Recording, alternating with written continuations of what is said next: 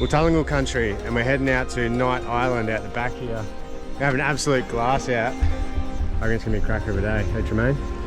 Our reaches, going to reach the islands in the morning.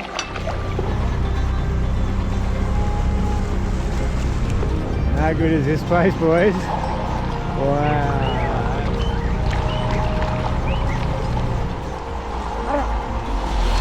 Ooh. Wow, mate.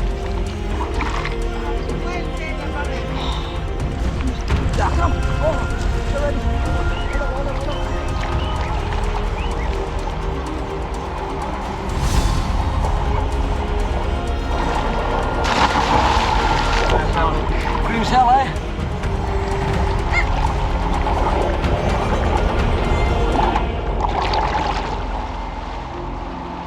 There's a turtle over there too when I was growing up.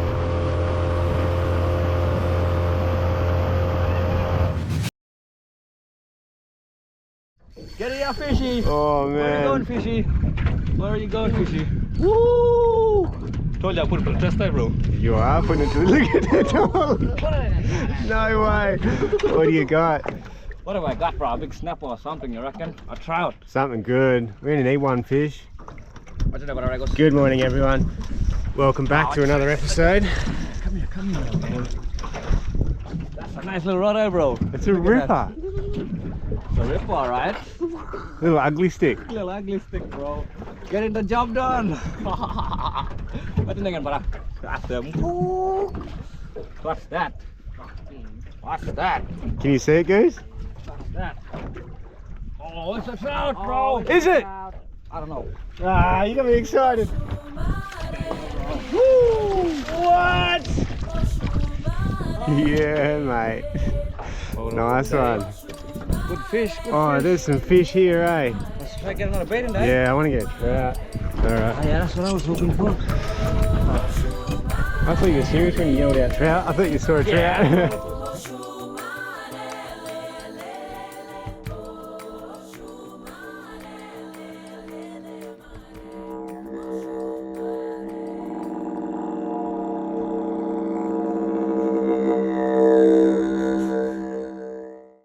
Alright, what an amazing morning that was. Another epic experience. Seeing the boys jump on that turtle and this, you know, this cultural food we're about to try, traditional food with the pigeon eggs. So we're going to go up here and have a bit of a cook up of eggs because we're absolutely starving, and then we'll probably get back in the boat. We've got high tide right now, and as the tide drops out we might shoot up the coast here and look for a creek, chase some barra. Oh yeah, I just want to get out of the sun for a little bit, have a cup of coffee, kick back, have a bit of food, and then go and chase some fish. We did terrible with the fishing this morning, but I didn't want to bore the guys either. Like, I'm on their country, this is their traditional country, and I want to hunt with them, whatever they want to do, you know, as opposed to like using the sounder to find different bommies and, you know, just sit there fishing. I could see they were getting bored, and yeah, I wanted to do what they want to do, which is walk islands with spears and look for their traditional food. So that's what we did. Anyway, we'll have a cook up. I'll see you guys soon. Scrambled eggs? Nah, he's boiling them. Oh, he's boiling them? Yeah. What do you want to make them? Oh, whatever, man. Whatever. No, however you normally do it. Yeah. A couple of years ago, bro, never had a white pin egg, but It's really clear, hey, compared to a normal egg. couple of eggshells. Did you put salt in it? Did you put salt in it?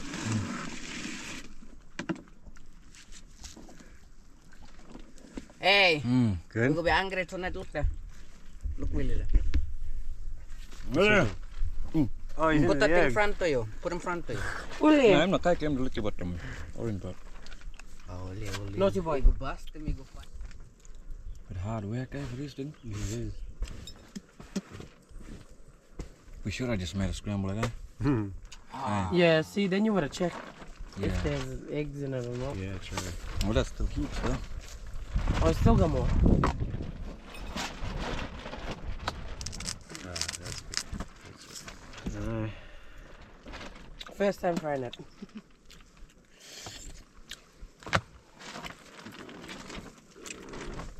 Yeah, it's good.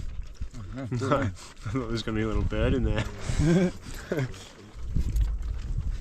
Yeah, it's actually really good. It just tastes like a bloody chicken egg. yeah, the other ones are not bloody. Egg inside. Chook inside. Can you hold it up to the light and see if it's like...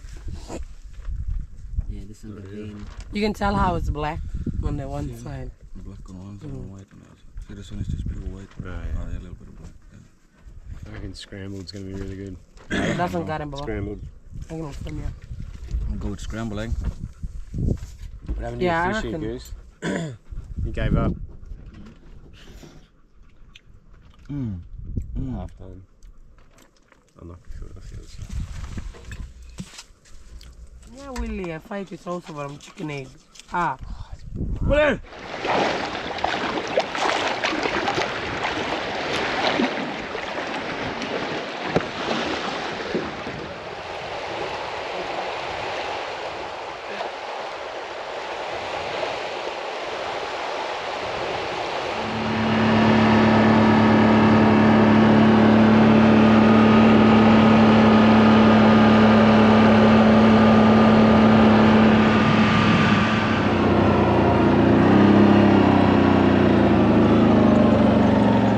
Have a look at this, guys.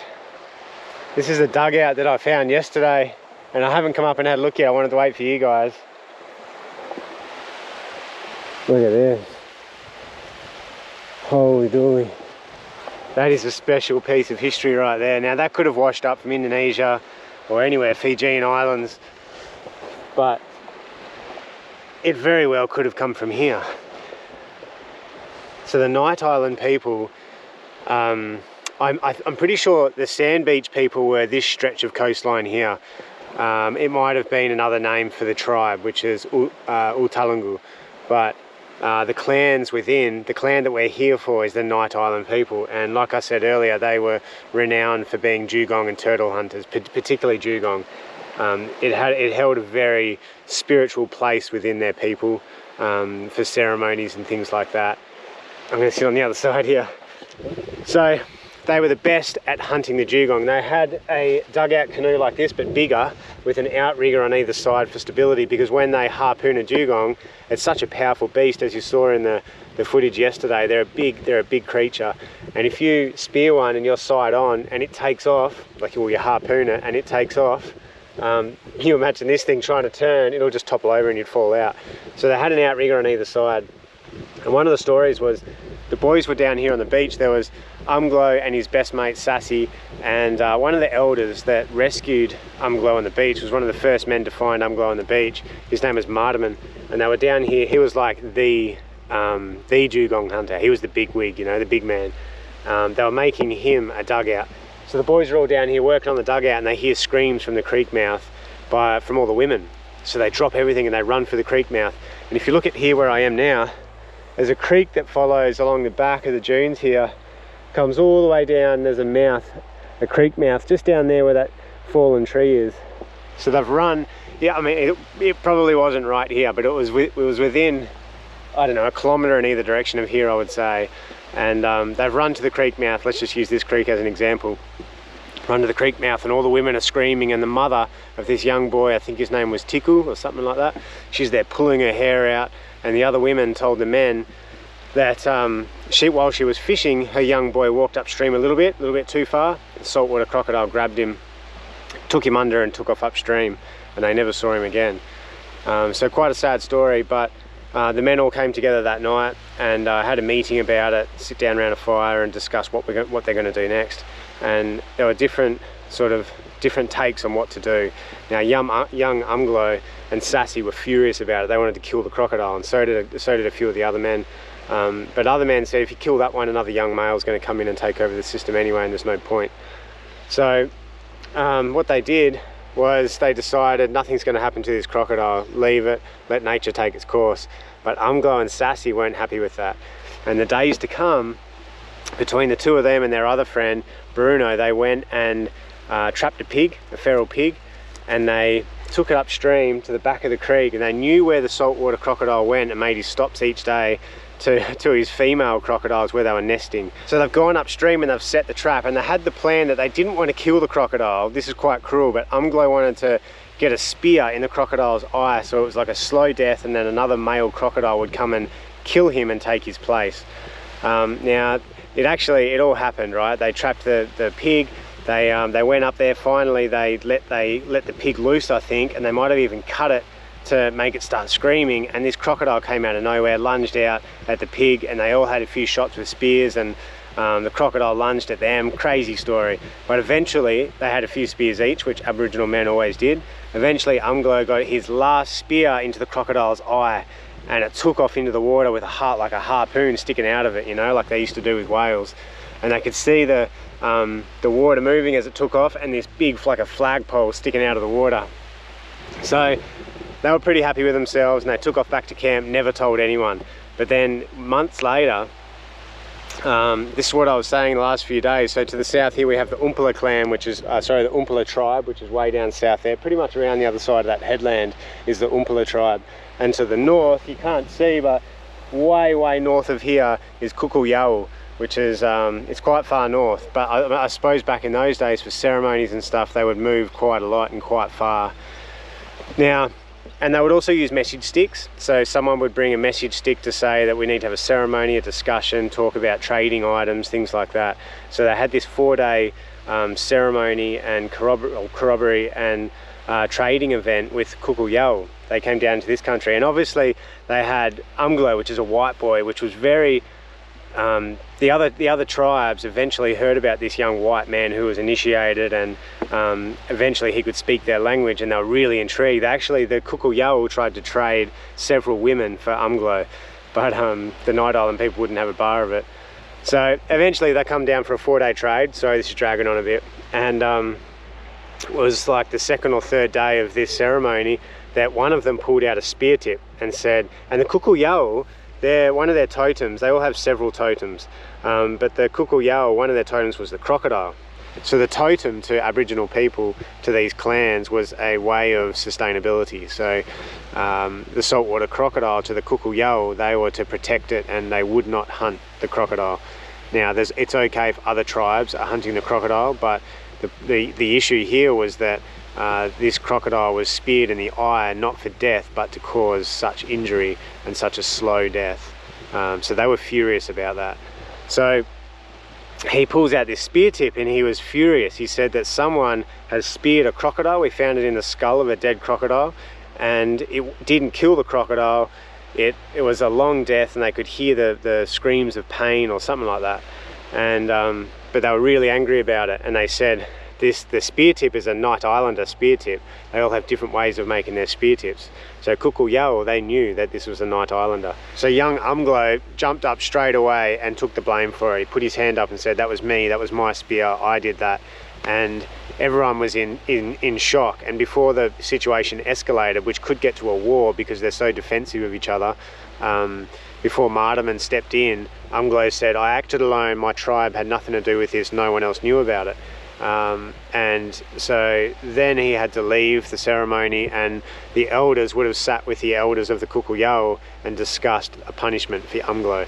Now, what could have been certain death, and what they probably thought would be a certain death, it was a pretty standard procedure. A punishment would be 15 meters they would stand away from Umglo. So there'd be two men from the CROCODILES, and they would stand 15 meters away from Umglo, and they had 2 spears each, with the aim to kill, maybe to wound, but more than likely, actually I don't know whether they'd be trying to kill him or wound him, but 2 spears each from 15 meters, you're pretty unlikely to survive that. You do, however, get one friend with a woomera.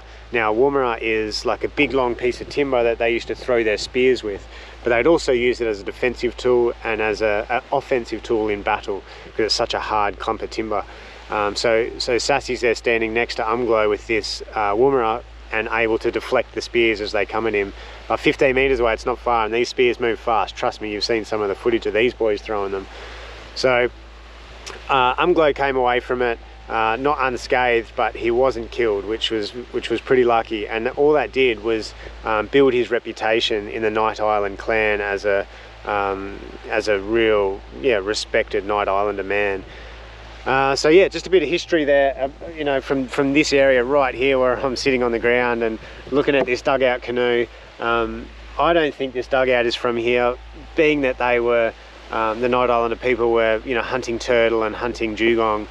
This thing, you know, there's, on the bow here, there would have to be some kind of platform that they would have left, like a solid bow to stand on, to jump onto the dugong and jump onto the turtle. And the length of it, I don't think is quite long enough. From the books I've read, they would have been much bigger than this, but it very well could have been, and it's a cool piece of history here on Australian shores that should really be in a museum, in one of these Australian museums, particularly over in Kawanyama, at Viv's sort of museum over there, where he's got the most amazing collection of artifacts from all over Australia, but mostly the top end here in Cape York. So yeah, I wanted to show that with you guys, wanted to share that with you guys, and I'm going to get fishing because the sun's getting quite low in the sky now and it's just starting to cool down enough to get out here. I've got a fishing rod and a spear on the quad bike over there, and I'm going to try and chase up some dinner, even just one fish. I'll have a look along the flats here and see if I can spear something, and then shoot back and get goose, and then go a bit further north to another river mouth and have a bit of a flick up there. But yeah, how cool is this thing?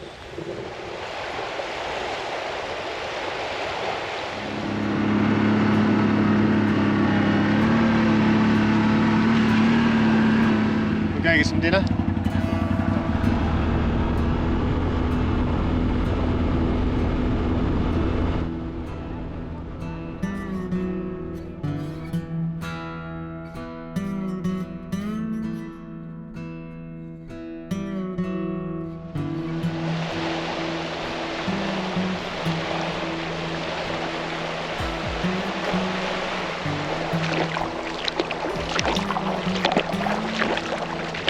That story I was just talking about with the camp and the creek mouth, and I said it could have been a kilometre in either direction. I reckon this could be the creek,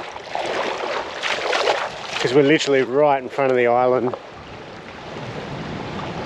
That's Night Island out there behind me now, and you look at this creek, perfect little creek, and then look up here, there's a really nice camp with coconut trees, pandanus. Let's go up there and have a quick look. And look at the size of these oysters, guys. There's none on there, but look at that. Oh, I'd like some of them for dinner.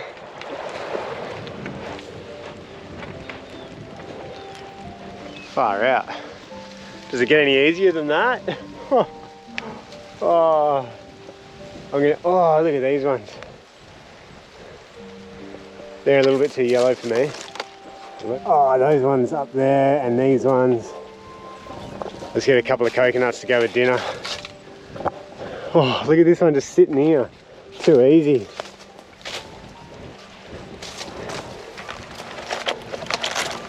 That's going to be the easiest coconut I've ever got. And there's like 6 trees here and they're all the same. Oh man. What a spot. What a spot. Thank you, Umglo. Take a yellow one too.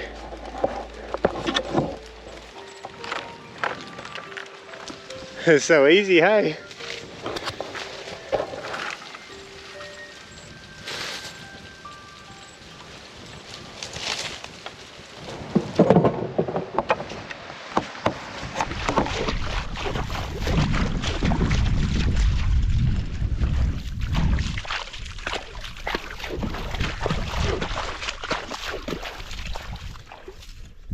Had a what?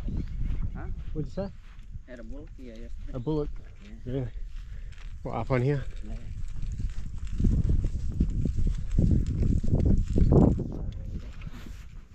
That's why I need food. There's his tracks there. Oh mate, it's looking good.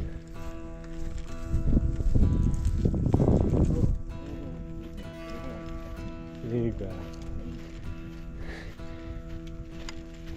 Yell out if you get something. Alright guys, it's dinner time.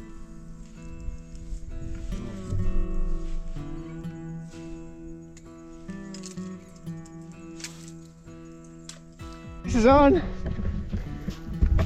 Big enough for your dinner? Yeah, mate, it's a fat one. Yeah, it's a fat little one. Nice enough for tonight. Yeah, that's it. Got the pliers. I left my knife over there. Okay.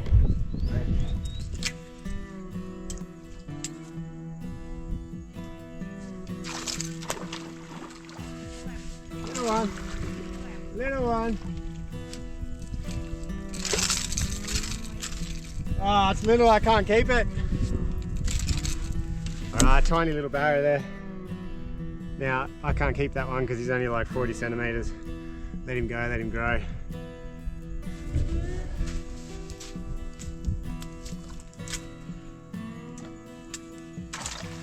Ah, he spat it.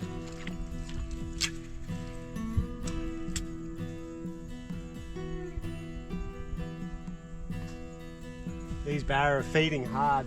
That guy there, as soon as he hit it, he bloody jumped and spat the lure.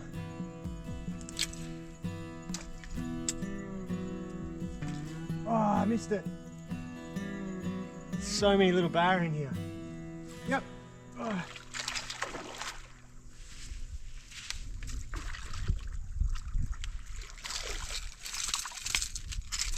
Just another little one. Of course, slim twitcher, but that's my favourite jack colour.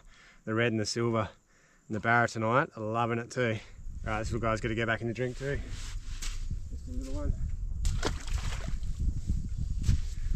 Let him go, let him grow, as Jordo says. Try to chase down that big girl so I can keep one. Contribute to dinner. It's hard being a white fella. Not allowed to keep any of these little barra.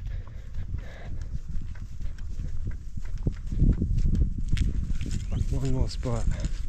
Just want a nice deep corner with a big snag in it.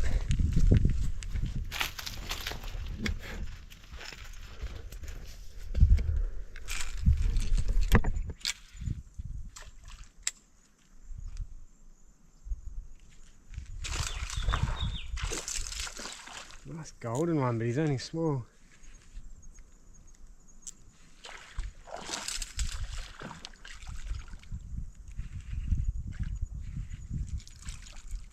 Just a little tucker. He's got to go back in the drink.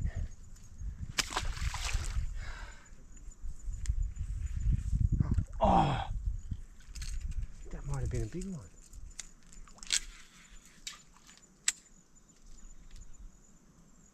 Oh, you missed it right at my feet again.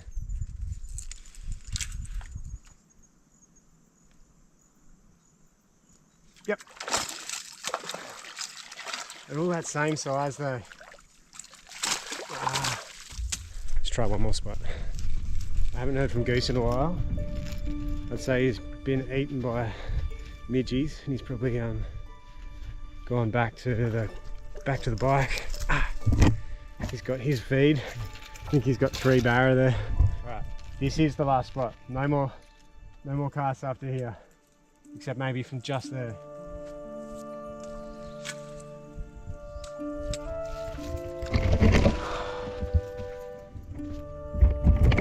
This is it.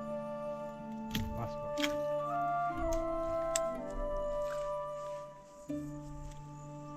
Give me 5 casts. That's 1. 2, 3,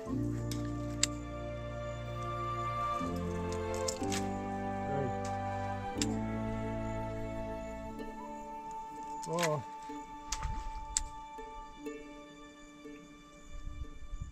Yep. Oh, come on, be a legal one. Yes, yes, I think I've done it. I reckon I've done it, guys. 58 centimetres it has to be here on the east coast. That's it. That's dinner. Whoa. That's dinner. That's dinner. Barramundi for dinner tonight. Just in the nick of time. The sun's gone down over the hill over there. Midgies are absolutely ferocious. We're gonna get back on the bike, fang down the beach, get that breeze on the legs because, oh, they're so itchy. That's a wrap for another episode. I'll see you guys in the morning on the next episode next week. Thanks for sticking around. Thanks for being part of the adventure. If you want your merch, I'm not wearing it, but wildreaches.com/shop. Thanks for the support, everyone on Patreon. Such a cool community, and I'm looking forward to our next chat with Jordan in about 2 weeks' time. What else? Like, subscribe, share it with your mates. See you next week. Thank you to Tremaine, Goose, Kimberly, CJ, Johnny, everyone for having me out here on country. It's been an absolutely amazing experience, and you know, the turtles, the dugongs, the pigeon eggs, the whole cultural experience. I really appreciate you guys having me out here, and you know, I'm so respectful of your culture, and I'm so intrigued, and I'm sure my viewers are too. So big thanks for having us all, for being so accommodating and sharing this beautiful country with us. Hey Nate, this is for you, man. Here's a little bit of Yigi. Yigi beats coming at ya. Well, Tullingal country, the Night Island people, what a life it would have been out here. This would be every single night. Look at that. Look at that through the trees. Oh, should have the drone in here. Imagine doing this every night, every day, you know, no fridges, no eskies, no nothing. You got to get out there and catch your food every day. The women would go out and gather food, dig for yams, things like that. The men would go fishing, get bloody, dive for crayfish, catch dugong, turtle, come back, no stresses, no bloody mortgage, no car loan, none of that stuff needed. Just living out here, a traditional way of life. Would have been good. Guys, we got a feast. Quite a few good barra in there. A few coconuts. Get back and knock the fillets off them, and we'll have a cook up.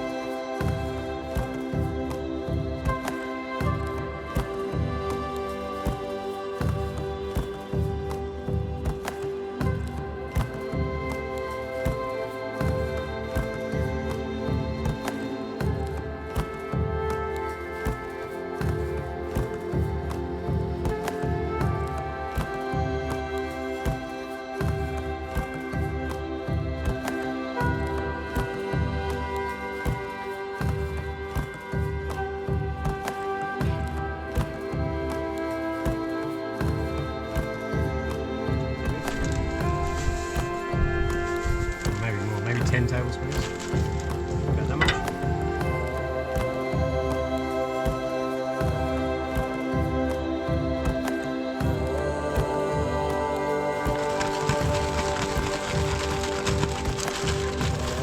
That's hard to roll in.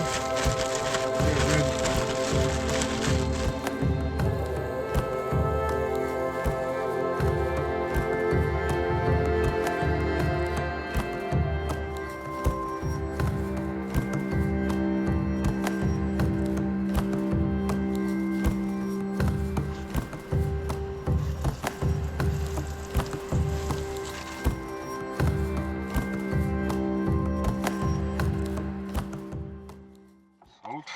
I love it that here you can go, like we didn't have any fish. Yeah. Like 5 o'clock, we're like, let's go get dinner. Yeah. We caught 6 barra and come back and...